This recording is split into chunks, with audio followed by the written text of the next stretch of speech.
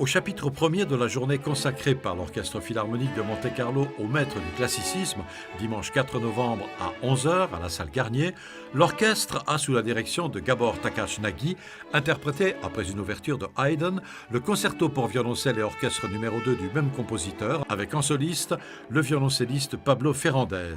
Puis Jean-Efflam Bavouzet nous a proposé une vibrante et enjouée interprétation du concerto pour piano et orchestre numéro 15 de Mozart. J'ai l'impression que c'est un peu inhumain de vous faire jouer un tel concerto de Mozart à 11h du matin, un dimanche matin en plus. Je vois que vous avez lu la lettre de Mozart à son père dans laquelle il dit que ce concerto est terriblement difficile, un des plus difficiles qu'il n'ait jamais écrit. En effet, non, à vrai dire, les concerts à 11h du matin sont ceux que je préfère.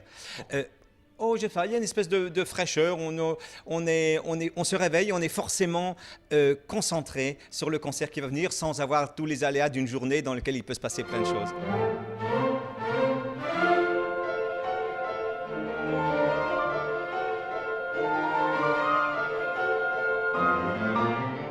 Ce concerto a été composé par Mozart en 1784, une époque où, vivant à Vienne, il travaille beaucoup et semble très heureux. Ce qui est toujours fascinant chez Mozart, c'est que le rire et les larmes se côtoient toujours. Chez Mozart, ça change tout le temps. Alors, en effet, c'est une année très particulière, parce que non seulement il compose de la même année 6 concertos qui sont absolument 6 chefs-d'œuvre, mais en plus, il compose son quintet pour instrument avant, qu'il considère, il l'écrit à son vers, étant sa meilleure œuvre. Mais il était tellement bouillonnant d'idées.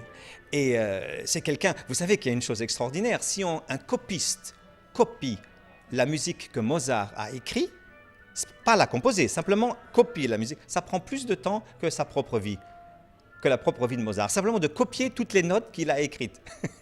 Donc c'est pour vous dire à quelle vitesse vivait cet homme. Et puis il vivait vraiment, il aimait jouer, il voyageait énormément, donnait énormément. C'est un mystère, la vie c'est un miracle, la vie de Mozart.